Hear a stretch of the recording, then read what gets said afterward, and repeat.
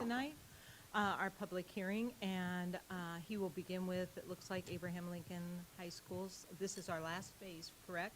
Yes. Oh, this is great. All right, so Jared, the floor is yours. All right. Well, good evening. Good evening. It's that time of year again where I'm here talking about concrete. It is everyone's favorite time of year. So we are going to actually start with some other of the pour concrete at Yale. It's the last little batch. It's on the bus lane. For those that have been out there recently, it's in a little bit of a rough shape. We've known it's been an issue for a little while. We've been taking a multi-year approach at getting the pavement updated. This section did not get replaced with the building addition and renovation that happened, so it is quite old. It's been generally a patch job up to this point. There's a few issues associated with the bus lane that we wanted to deal with while we were reconstructing it, primarily with the geometry of the bus lane. It gets frequently used as two-way traffic, whether that was the original intensive or not. That's the current use for it, which will frequently lead to backups at Bonham Street when there's a bus trying to get in and out at the same time. So part of what we're doing is we're going to be replacing the poured concrete, but we're also going to be widening it out, and we're going to be tying into the existing pavement that we just put in last year. That was the visitor parking lot. And you remember from 2019, we built that in the green space there. So when we did the visitor parking lot, we factored in the future widening of the bus lane. We're basically tying the two parking lots together, widening it out, and going from one end to the other with a little bit better geometry. We are sacrificing a single parking stall, but we just have the new lot off to the side there, so we're still overall coming out ahead. The pavement construction is going to be similar to what we've been doing on phase 3 over at the student parking lot, and I'll talk about that a little bit more on the other one, but we will be treating all the pavement joints with this, the new concrete sealant. I say new now, but man, we're 5-6 years into that, and we seem to be having pretty good results around the district with it, even in the heavily salted areas. We're looking at cost estimate of a little over $305,000 for the construction. This is the time of year where contractors are pretty happy to be bidding. Pretty decent bidding environment right now for paving we've been seeing, so we're optimistic that with the apparent early spring, people aren't getting too nervous with their bids. What we'll find out. We're looking on bidding the job on March 25th. I'll be back shortly afterwards for approval of the contract. The contractor will be moving in on June 8th, basically after school's out, with work wrapping up shortly before school resumes. Any questions about this one? Questions from the board? Okay. Not at this time. I do have a Oh, okay. question. With the bus lane, is there any option or is there a thought to making that a one-way so it's not a two-way and we don't have to expand out? Really, it's more about the actual functionality and having the option for people to use it. I mean, we could sign it for one way, but if someone decides to turn in that way anyways, then you end up having a congestion issue. We've frequently attempted to force traffic to follow a certain pattern, and within a few years I think it was originally intended to be one way. Since we're in here reconstructing, though, it doesn't take much to simply widen out the intersection and let people sneak in and out. We did think about it. There's not a good way, short of parking a traffic representative on site, There's a significant to volume. force it to actually be that way. And the bus drivers will be happy with the lane being wide. Yes, yeah, the bus I've drivers. seen them come down that hill and I'm like, "Hmm." Yeah. Realistically, even the bus drivers in one-way traffic take that pretty wide. Yep. So that grass has never been very green. All right, next one I'm going to talk about is the phase 3 of the Yale student parking lot. This is the one Dr. Merrill alluded to. This is the third and final phase. I'm not going to go through all the specifics of what we investigated several years ago, but what the source of the problem was. But just as a quick reminder, generally it appeared to be that it was underground water that was getting underneath the parking lot, upstream of the parking lot, without a way to get it out from underneath. Through some investigation and some cores of the material, we determined that we had a fully saturated base, even though the concrete itself was fine. And it was starting out with joint failure, which was then getting worsened by the calcium application to deal with the ice, and then it was continuing to a full-on slab failure. These are just some of the cores we took. We had adequate pavement thickness out there for the loading that we had. However, the sub-base issue and the lack of ability to drain it appeared to be what the source of the problem was. Once it was a saturated concrete, it will absorb the salt a lot more. Salt attacks concrete pretty aggressively, breaks it down, and it just leads to more water infiltration, which speeds the failure. These are just some of the photos from before we started the reconstruction. With this being the third phase, we've had an opportunity to see how phase 1 and 2 have worked out. So when we took out phase 1 construction a couple years ago, it actually, when they hit it with the backhoe to pull it out, it would actually squirt like we're squeezing a wet sponge over your sink. So when we completed phase 1 and we placed a rock base underneath, we drained the rock base, we put new surface drainage in, subsurface drainage in.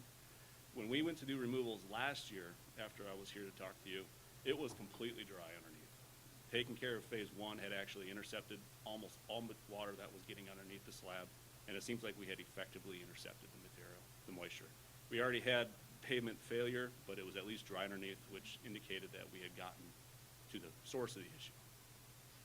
So I'm optimistic that phase 3, which is a continuation of the previous 2 phases, will also be successful. We did install a new trench drain at the end of phase 2 to intercept flow coming into phase 3. As part of this work, we're also going to be redoing the entry plaza. Going in, anyone who had been out there in the last few years had seen that colored concrete had not held up very well. We're doing a slightly different version of that, adding in a few parking stalls up front, some ADA accessible stalls right up at the front, and we're just redoing it since we're out there and we have it all ripped up. That way we have it all looking nice. We will also be using the same joint sealant that we're using everywhere else around the district. These are just a few photos after phase 1. You can see the new concrete down, and then you can see the new trench drains that went in there. These seem to be catching almost all the flow, even during the torrential pour. You see very little bypassing it, so we seem to be having that as well. With the third phase, we had originally estimated around $500,000 a couple years ago when we originally budgeted out. We're now looking at a little under $470,000. That does include the front entry plaza for phase 3. As part of it too, please note the little bit of a purple up there on the uphill portion of the parking lot. We're going to catch that bus lane. That one's been catching a lot of construction traffic, so we would like to just deal with that while we're in there. And the big Lynx paw goes in the middle. Yeah, it does. It does. And I will confirm with Diane I have the right logo before we order it. So the schedule on this one, similar to the other phase, we'll be bidding it here in the next month. We'll come back for approval with work starting on June 8th. One thing specific with this one, the NCAA team camps, there'll be some Division I coaches, et cetera, on site the weekend of June 26th through the 28th. We're going to leave the upper portion of phase 3 intact. It's actually a thicker pavement, so it goes down in a separate pour anyways. It fit into the staging pretty well. Mr. Novotny wanted to make sure that we maintained access, so we'll have direct access into it. And there's still plenty of time in the schedule to get that work done before school starts, with an estimated completion of August 12th, which gives us a little bit of time before school starts. Are there any questions on this one? Concrete prices have dropped over the last couple years, because before when we bid this, it was incredibly expensive. I don't know if it's. Well, part of what was happening before too is when contractors go see a really poor site, they're not sure what's underneath. Mm-hmm. Now that they've had a few phases of work and they know what they're getting into, the unknown uncertainty is a little bit out of it, I think. And then we had also factored in some pretty aggressive inflation into our Right. projections. They haven't quite been as bad as we had been concerned with. I wouldn't say they're going down, but they haven't gotten as bad as we Gotten expected. as bad as what you Yep. thought. Are both projects funded from PEPL? Some of them? Okay. We're ready to move on. Thank you, Jared. Third and final, I do have one more. You're not done with me yet. All right, this one's brief. We are doing the public hearing on the Canesville-Tinley building demolition. For those that are not familiar, we're doing this one. This building's been in need of demolition for a little bit. We're finally. Yep. We're doing just the building demo, and then generally speaking, these projects go pretty quick once we get somebody on board. It doesn't take nearly as much to take them down as it does to put them up. So we would anticipate, we're giving them a fairly wide window to do it. We expect the contractor, once he moves in, will be able to wrap it up in 2-3 weeks. And then we'll refill the hole, and we'll backfill, grade, and seed it just so it doesn't.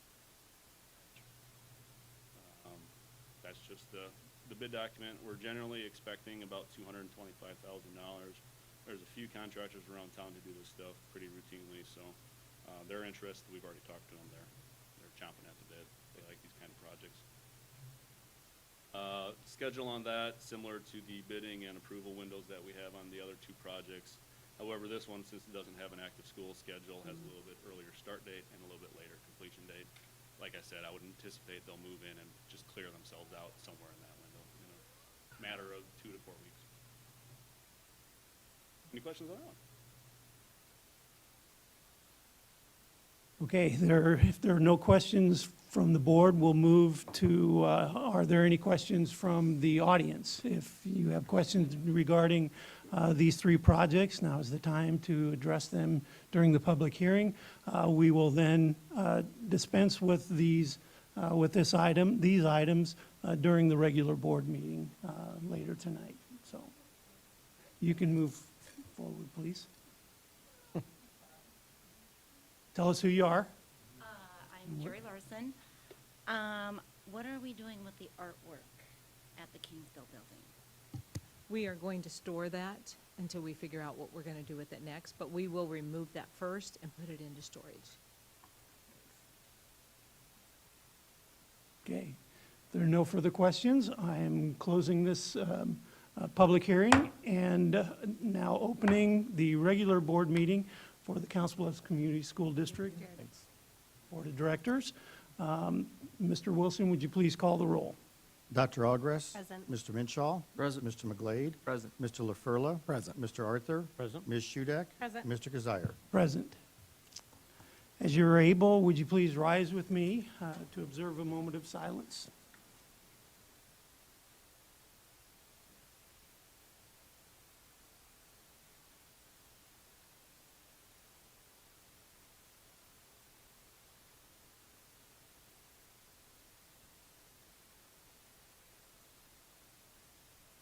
Thank you. Please join with me the Pledge of Allegiance. I pledge allegiance to the flag of the United States of America and to the republic for which it stands, one nation, under God, indivisible, with liberty and justice for all.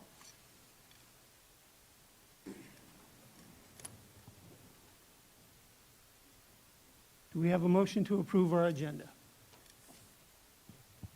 Move to approve the agenda as presented. Second. Motion and a second. Any discussion? Hearing none, before us now is the approval of the agenda as presented. All those in favor signify by saying aye. Aye. Aye, opposed, same sign. And the motion has been approved to approve our agenda. Before us now, we have minutes of previous board meetings. Is there a motion? I can approve or ask for the approval of the minutes from the work session and workshop meetings of February 11th, 2020. Second. We have a motion and a second. Any discussion? Hearing none, all those in favor signify by saying aye. Aye. Opposed, same sign. And our minutes have been approved. Before us now is a time for public participation. This is a time for the public to address the board on agenda items or any items that there is a concern of regarding the district.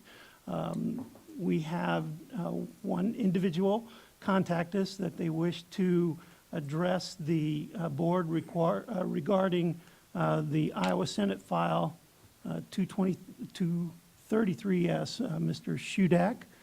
Good evening, board members.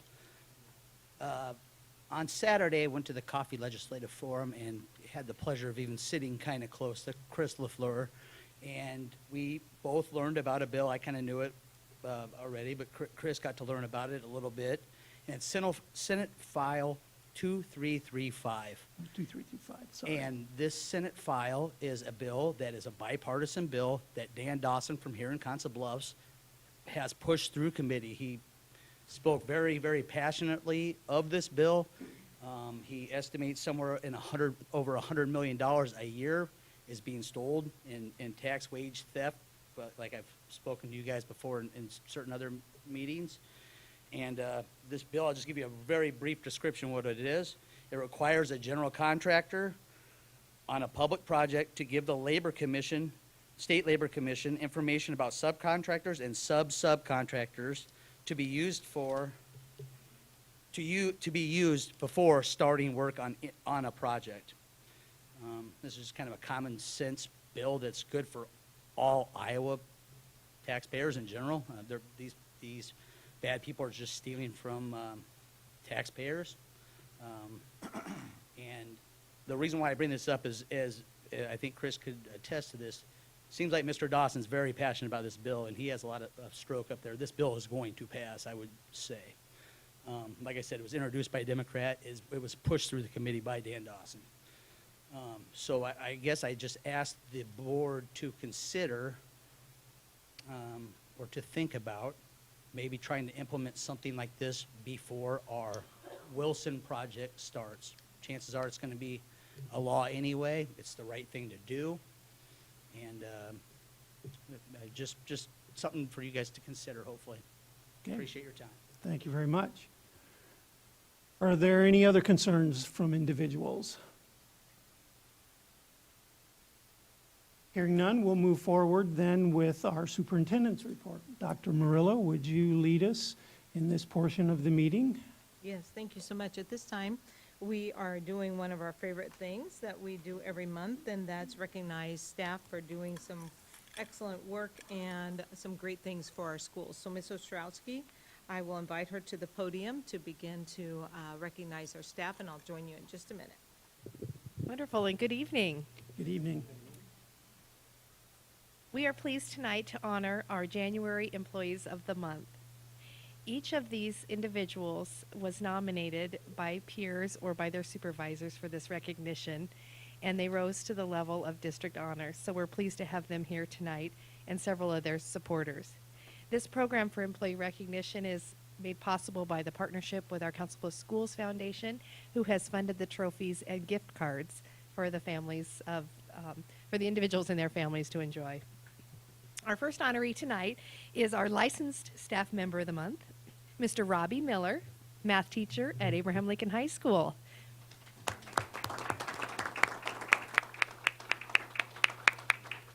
And we're going to read a little bit about what his nominators shared.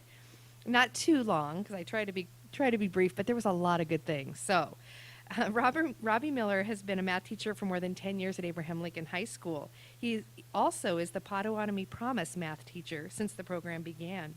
He truly believes that it's his role as a teacher, mentor, coach, colleague to help those around him reach their full potential. Robbie doesn't just teach statistics. For example, he coaches on how to push through when things get tough and so many more critical skills. As a classroom teacher, Robbie is reflective, open to feedback, and willing to adjust his lessons to meet students' needs. And then as the head girls soccer coach, he successfully led the soccer teams, as you know, to the state tournament for the last 2 years. Accomplishments like this require a coach who not only helps the athletes develop skills, but also one who can also build a sense of trust, community, and team. He is a father of 3 young children, 5, 3, and 1.5, who are here with us tonight along with his wife. But he still manages to go to basketball games or chaperone a dance, all to support our students and our school. Robbie Miller is truly an excellent teacher, and I am grateful that he is part of our team at ALHS. Congratulations, Robbie.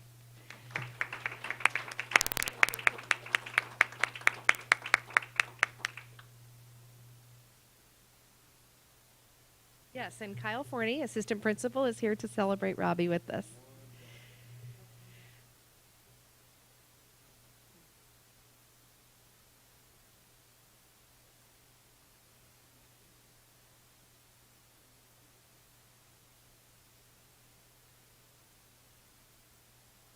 Yeah, that's important. Congratulations. Another round of applause for Robbie Miller.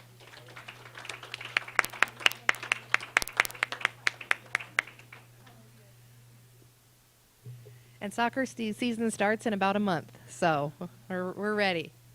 That means spring is on its way. Okay, good. All right, our support staff member of the month for January is Shelley Wetherill, cook server at Franklin Elementary School. Shelley.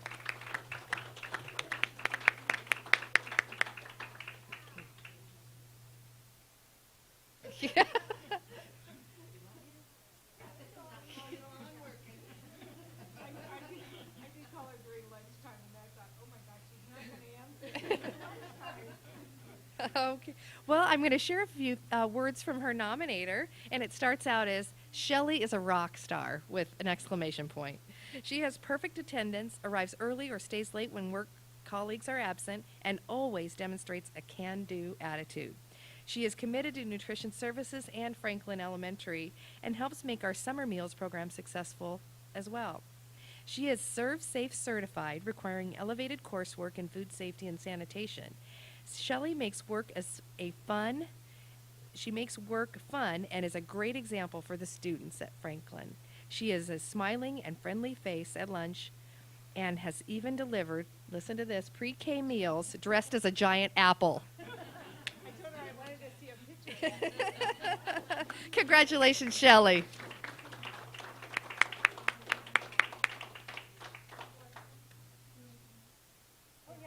And we have Lisa Stewart, the Nutrition Services Director, and Franklin Principal Jerry Larson with us tonight to celebrate Shelley.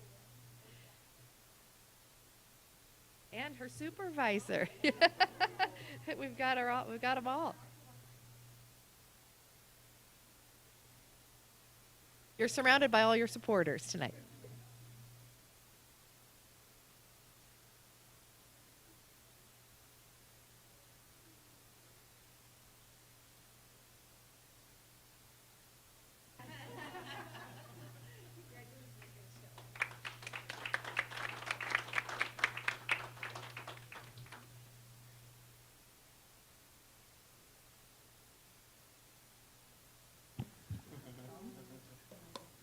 Well, thank you for letting us take this time to recognize our staff members for the accomplishments that they have achieved and for the benefit of all of our students. Before us now, we have our resolution section of the board meeting.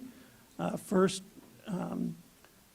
resolution is regarding the Special Education Service Delivery Plan. I'll move to approve the district developed service delivery plan for 2020 through 2025. Second. We have a motion and a second. Any discussion? Yes. Okay.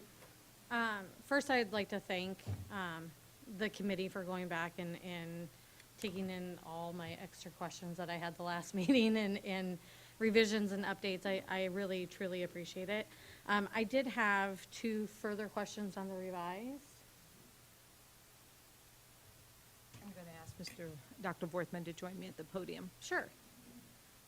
The first question I have is, it starts at the bottom of page 9 and goes over to the top of page 10. It's the first bullet point in the other requirements.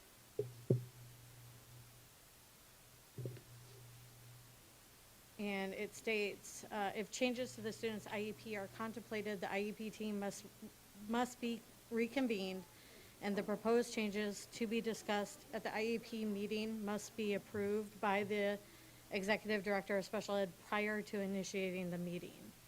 To me, it reads that the outcome is already predetermined prior to having the meeting. I don't have it in front of me, but that's not how I'm hearing what you're saying, but I'll let Dr. Vorthman,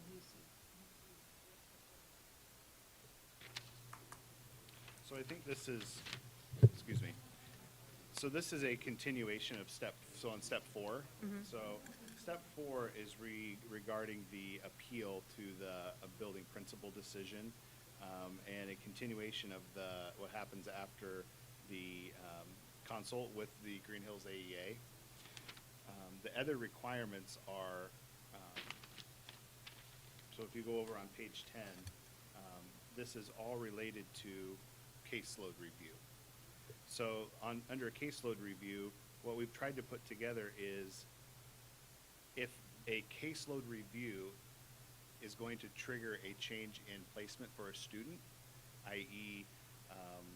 there aren't enough teachers, we need to hire another teacher, kid needs to be moved to another roster. We want to make sure that the director of special ed is informed of that decision before it happens. So should it read then informed instead of must be approved by? No, because that would be a staffing Has to be issue. approved. We're going to add another teacher. Right. Because of a caseload issue.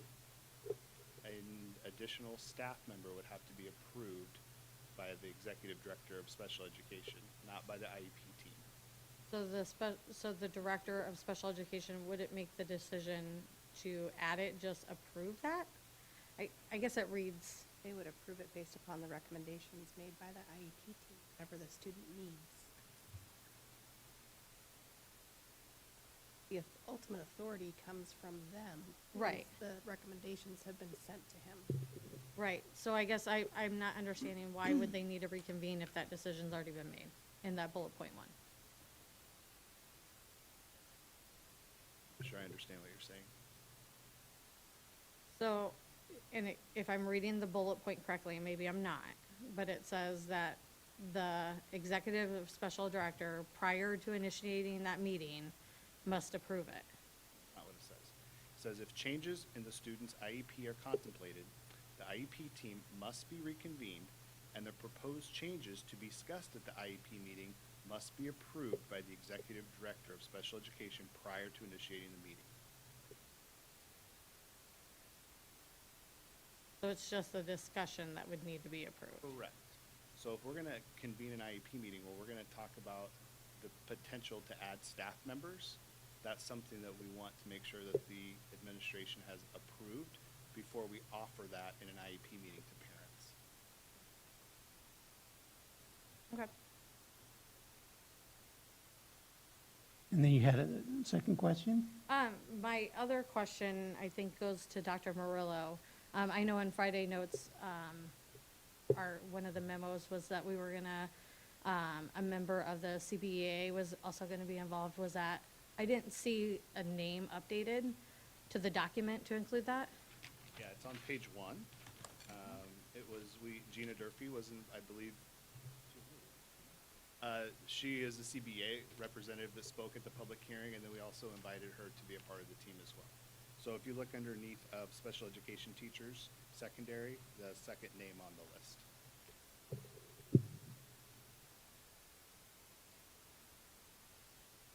Okay. Yeah, I'd just like to say, I think this is much more spelled out than the prior one. I really appreciate it. The team worked really Yeah. hard and took the feedback to heart. Yeah. Yeah, I appreciate that. And I appreciate the feedback that we received from you all, and that gave really good guidance for us to ensure we had a good document. So we appreciate that. And then, can I just ask then as a follow-up for Gina, since Gina's here, can I ask, did that cover all the questions and concerns from that standpoint? We believe that when we were finished, we had reached consensus as a team.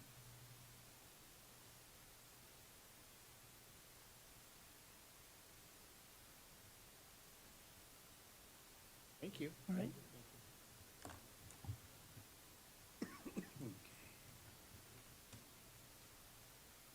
Okay, is there any further discussion? Hearing none, before us now is the resolution to approve the district-developed special education delivery plan for the years 2020 through 2025. Mr. Wilson, would you please call the roll? And I've opened online voting. Mr. Thank you. LaFurla, Yes. Dr. Ogres. Yes. Mr. Minshaw, Yes. Mr. McGlade, Yes. Mr. Arthur, Yes. Ms. Shudak, No. and Mr. Kazire. Yes, and the motion has been approved. For us now is an administrative regulation. Do we have a motion? I'll move approval of the new Administrative Regulations 607.2 recommended special education class size as presented. I'll second. We have a motion and a second. Is there any discussion? Is there a reason why this is taken out of the scope of the regular policy updates? I think it came from the committee, and we wanted to ensure that we had Evidence. something in writing, and it wasn't that our surrounding, and so I'm synthesizing here, where Corey's gonna come in and give you the factual from the committee. But we want to ensure that there's something clearly in writing for our districts that surround us, that request to come in. If we are at capacity, we don't want them to think that maybe we're not taking students, but there is a limit to what we can take. So I don't know, Dr. Borthman. Very well stated. Is Thank it, okay, because I thought, I sometimes make them nervous because I synthesize a little differently and I don't get all the factual parts. We also wanted to make sure that we had an administrative regulation that was consistent with the district plan. So as we updated the district plan, we really needed to have the regulation that matched it so that we would be in compliance.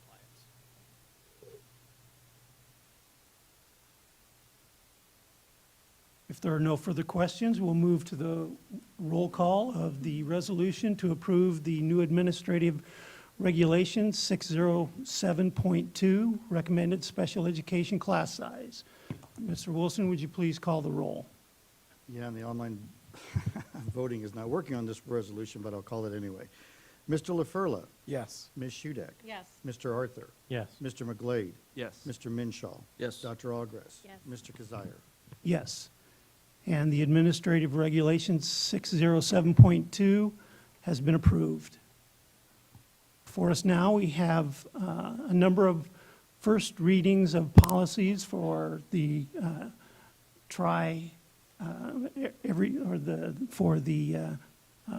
review policy, review process of the policies, sorry about that occur every 5 years. So, I can move to approve the first reading of the policies as presented in the file here. Do you need them read out or no? No. Okay. Part of the record? we have a motion, is there a second? Second. Motion and a second. Discussion. There was 2 policies that I had questions on. Ask Mrs. Strauss, who had up the policy committee for me, to join me at the podium. I apologize, Diane, because I wasn't able to make that policy review. I could have answered those questions then. But the code 903, so that would be on page, oh, they're not paged. It's visitors and volunteers in district buildings. Mhm. Yes. Should that go to include, because the way I'm reading this is more of safety of our kids and the community and who's coming in and out of the buildings. Should that also include contractors and subcontractors?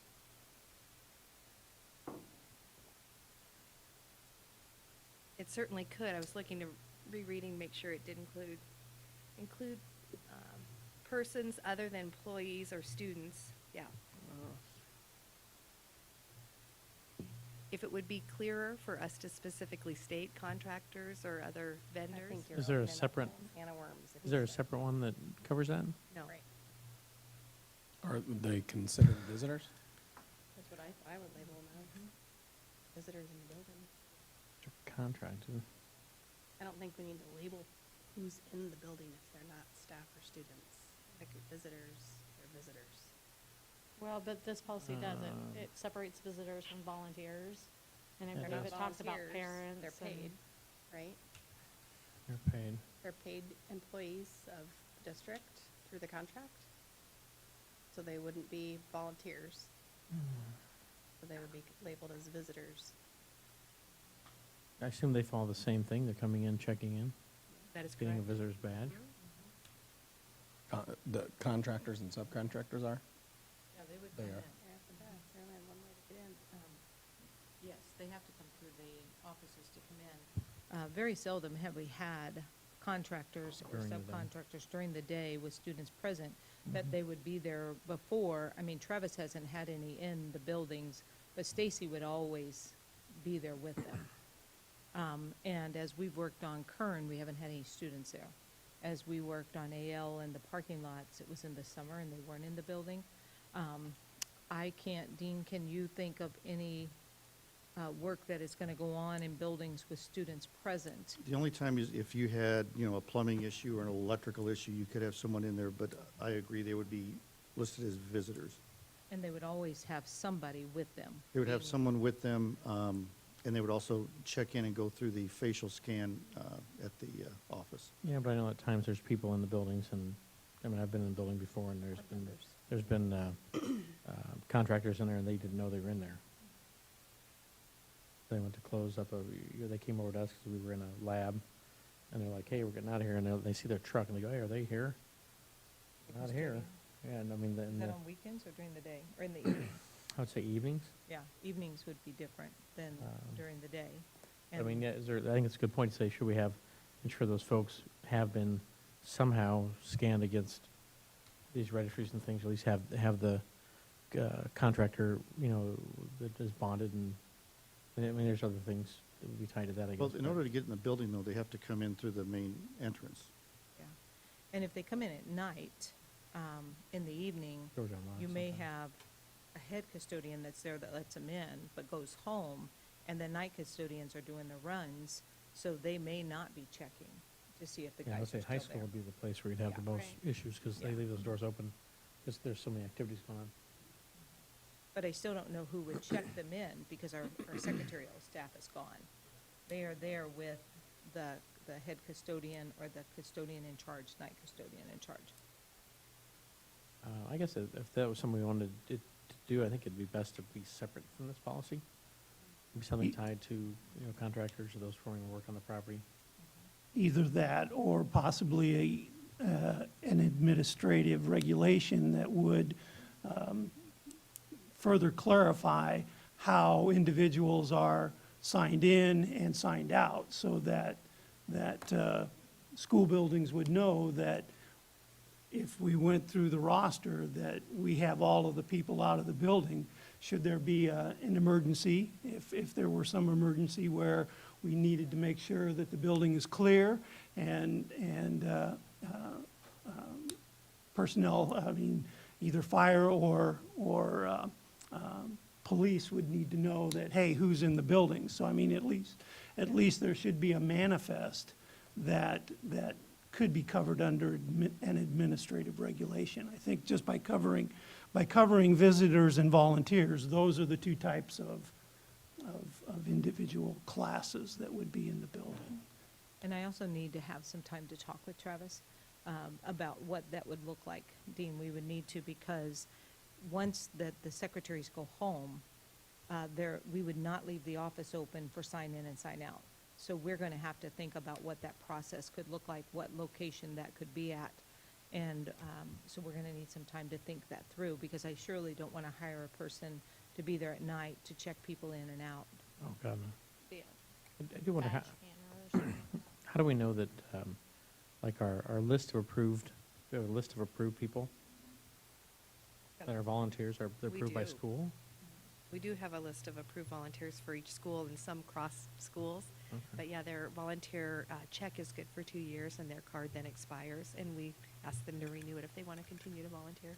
Okay, and do we verify that over time with anybody? Is there any sort of regular check-ins to ensure that all those people are still okay to be with Well, our if kids? if their card is still under the current date, then they are still approved. We have a But- 2-year review process. But you have a list that I watched you and Nicole go through, where you have it, who's coming up and is expired. Absolutely. And Nicole then follows up with them to see if they're going to continue. So Diane does have a tracking mechanism, because I witnessed a meeting that she was having with Nicole about, and Nicole was asking who did she want. And then the ones that expire, this is me eavesdropping and coming into the meeting, but seeing that there is a check and balance system there. There is, and the schools have access to that list as well. Yeah. Okay. Any further questions? This is our board meeting Just right ours now, now. so, but thank you. But, yeah, I did have a question on 909 then as well. okay. And that would be on Part D. This is our public 909? complaints policy that we've really enhanced with some input from the IASB model policy. Yeah, That's absolutely. quite a bit. I guess my only question on here or comment to discuss is on D, that it says if a matter cannot be settled satisfactorily by the superintendent, it may be brought to the board for consideration. To bring a concern, the individual shall notify the board president. Is that talking about anybody from the public, or is that talking about the superintendent? The public. Are Okay. you referring to the public? If the public has a concern that wasn't resolved by the superintendent, or who are you referring to? Well, that's what I'm asking for clarification on that point. I'm reading it as if anybody from the public has a concern. Okay. So then my suggestion would be that it gets changed from board president to a board member. Somebody might not be comfortable with the current board president or have a better relationship with somebody else, but if they bring that to the board member and the board member then moves it to the board president, that would open up that line of communication. I know the ISBA's, on their website talks about getting feedback and getting that public, to cooperate and be more involved in the public, and I would just hate to see it bottleneck down to one person, if that person's out of town or is not available. Sure. To be able to go to any board member, and then that board member take it to the president. I appreciate your opinion, but I disagree. There's a purpose why we have a board president. That person, if they have a complaint, they take it to the board president. If the board president's absent or gone, the vice president fills in. Sure. There shouldn't be any triangulation that's going on between board members and the public. It should go to one person, and that's why we elected the board president. Well, I guess I just read it as a matter of policy that in order for the concern to be brought to the entire board, it has to go through the board president. I'm not sure that you need a policy that allows members of the public to contact a board member Right, because already. they Sure, do. yeah. I think it's just spelling out how the concern Is handled. is brought to the board for full board consideration. Well, I would say that's But how the. Maybe it's just a matter of adding something into that The section. board president would put on the agenda, Mhm. which would be the Correct. point of going to them with the concern. Maybe it should just be that concern should be brought to the board president. And because that comes a number of ways. I think there's also times that the public comes to board members before going to the superintendent, or even starting at a lower level of the building principal or a teacher. And oftentimes, it's our responsibility as board members to redirect that conversation. And if that hasn't been held, then I defer to those that are responsible for those conversations. We'll That's in always here. listen to the public about that, but it's our responsibility to function as a board and not individuals for problem solving for the public. No, and I understand that, and I guess that's where I'm coming with removing that, so I feel that it would be I wouldn't say, if somebody was comfortable coming to me with an issue, I wouldn't say, I'm not gonna touch it, I'm gonna say, I will bring it to my board president.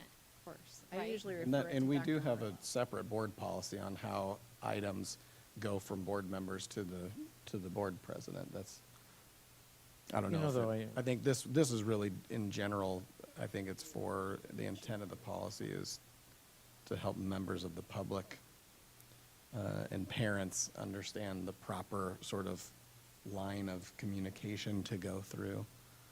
But And I think it's actually well drawn out, because that is an issue with us, is someone jumps right to a board member, it's like, have you talked to your teacher? You know, yes, we talked to them, they didn't, or have you talked to the principal? Yes, you know, I have or I haven't. You know, well, let's direct that to the superintendent then.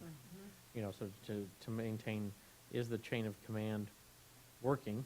Is the structure working for resolving complaints and issues?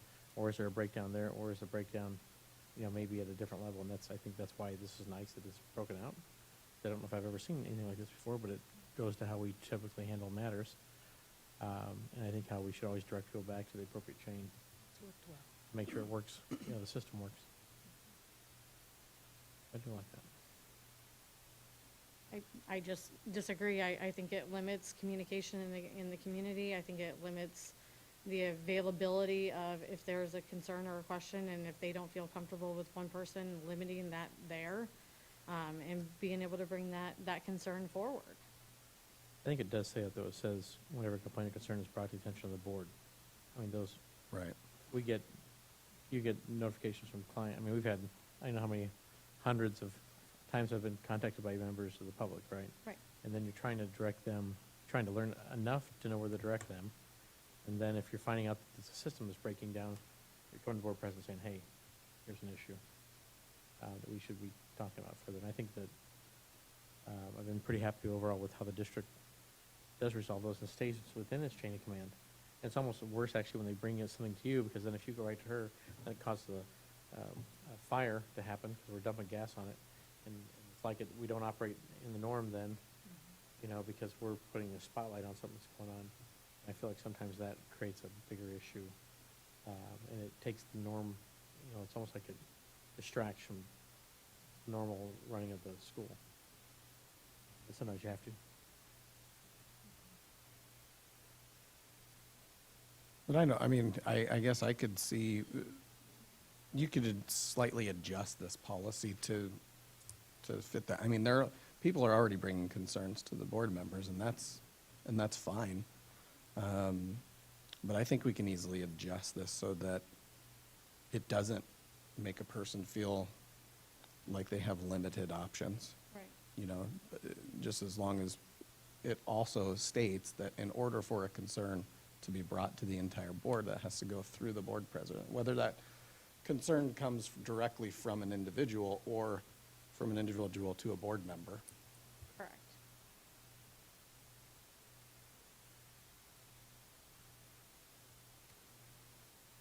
That's, I guess, Chris, what I would like to see it more reflect in that verbiage of that sentence.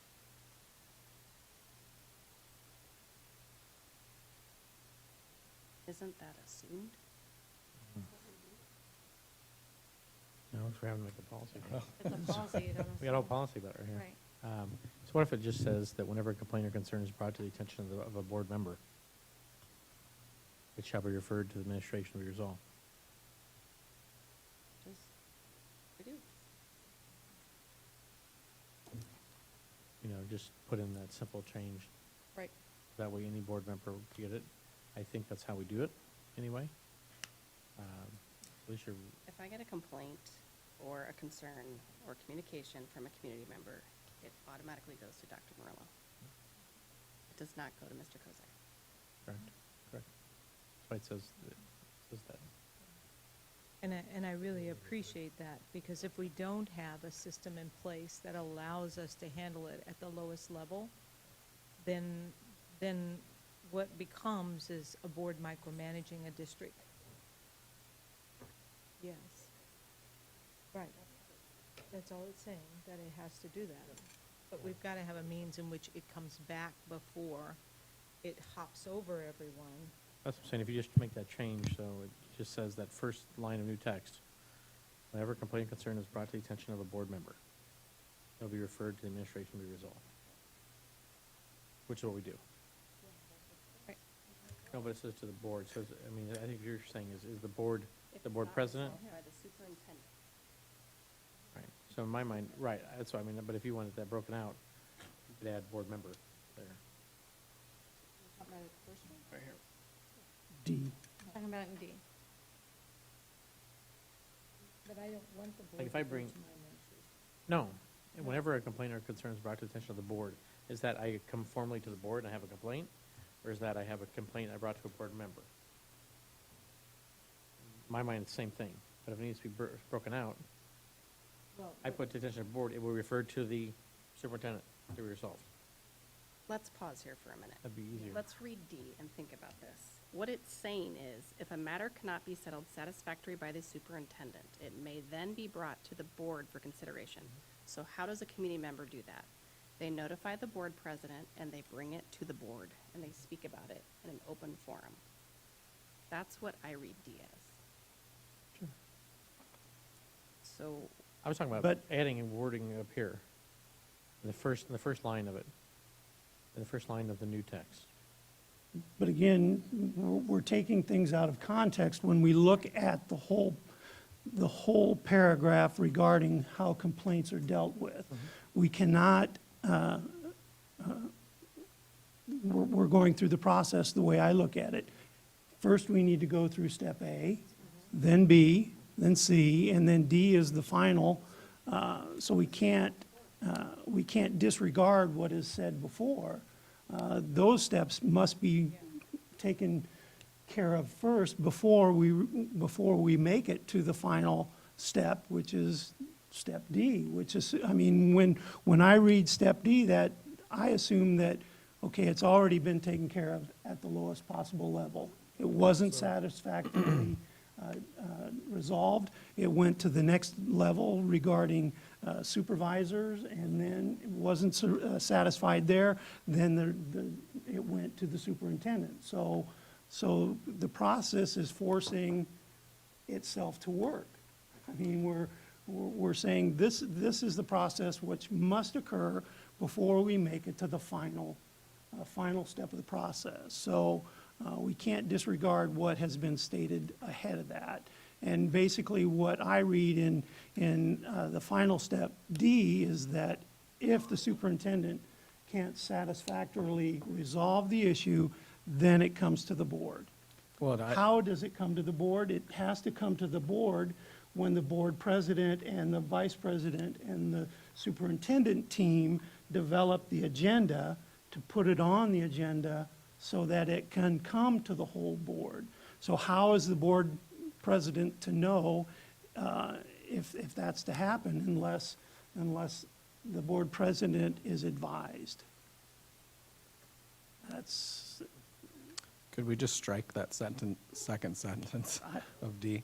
Because we don't have those clarifying sentences in steps A through B through C. Right. So why don't we just strike that sentence altogether? We already have separate policies and processes for handling what matters get brought to the board for consideration. okay. So what is your pleasure regarding that? You want to strike, we want to amend this? Or do we need to send it back to the policy review committee to make sure that it meets the guidelines? it This is follows just first all? reading. Oh, that's right, first reading. I keep forgetting, Yeah, first We reading. can edit it for second reading. Okay, So which second sentence are you suggesting? Thank you. Okay, sounds good. so before we receive it, there will be an adjustment to that. If there are no further discussions regarding the policies, we'll move to the roll call. Before us is the resolution to approve policies for the first reading. For those listed, policy 101, 102, 231, 304, 306, 603, 607, 631, 637, 713, 903, 909. Mr. Wilson, would you please call the roll? Mr. Arthur, Yes. Dr. Ogres. Yes. Mr. Minshaw, Yes. Mr. McGlade, Yes. Mr. LaFurla. Yes. Ms. Shudak, Yes. Mr. Kazire. Yes, and the resolution has been approved. Before us now is the next policy for our next resolution I can make a motion. regarding D. Yes. I'd like to move that we request SBRC modified supplemental amount for a district special education administrator who's managing programs at Children's Square and Heartland Therapeutic in the amount of $135,044.58. We have a motion. Is there a second? Second. Motion and a second. Any discussion? Hearing none, we'll move to the roll call. Mr. Wilson, would you please call the roll Mr. regarding our Arthur? SBRC? Mr. LaFurla, Yes. Dr. Ogres, Mr. Minshaw, Yes. Mr. McGlade, Yes. Ms. Shudak, Yes. Mr. Kazire. Yes, and the resolution has been approved. For us now is approval of a purchase.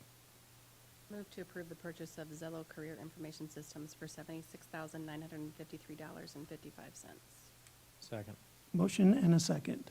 Any discussion? Are there other schools around the state using this Zone. program? Okay. I know that Oh, this is initially Naviance was sort of the The high one. Yes. top one. I think it was, but I also think once the state required all districts to purchase and implement this career information system, other vendors came to the table.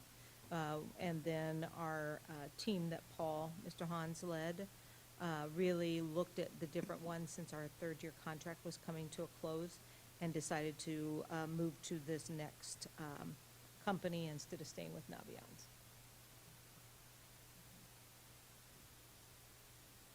I mean, it's State approved, about 50% less. Yes. than- It's cheaper. I think it's great. Okay, if there's no further discussion, before us now, we have the resolution to approve the purchase of career information system. Mr. Wilson, would you please call the roll? Dr. Ogres? Yes. Mr. Arthur? Yes. Ms. Shudek? Yes. Mr. LaFurla? Yes. Mr. Minshaw? Yes. Mr. McGlade? Yes. Mr. Kazire? Yes. And the motion has been approved. We have a resolution regarding an agreement. Is there a motion? Yeah, I move to approve the agreement with Blackboard for the parent notification system. Second. Ooh, we got it. We have a motion and a second. Any discussion? I like all these things that we're doing that are saving money. Thank you.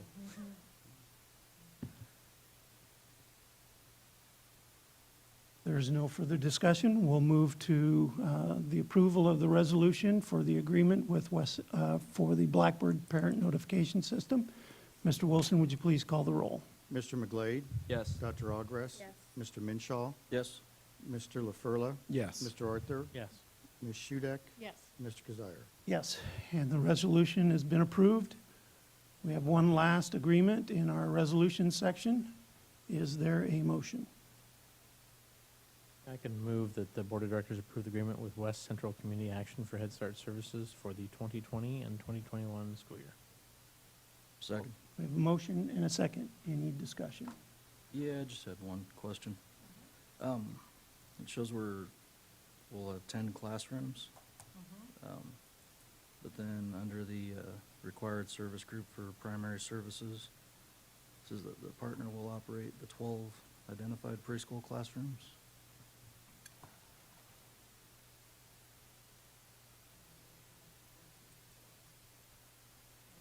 We had a reduction, I think. Is that the So- second page? At the top of the second page, Column on the, the Right. first sentence on the right. Yeah, you're right. I think that is, it's an error on their, on West Central's part. We can correct that. Okay. Yeah, we read 10 classrooms. Right, We okay. did run 12. We did. before. Okay, thank you. Noticing that.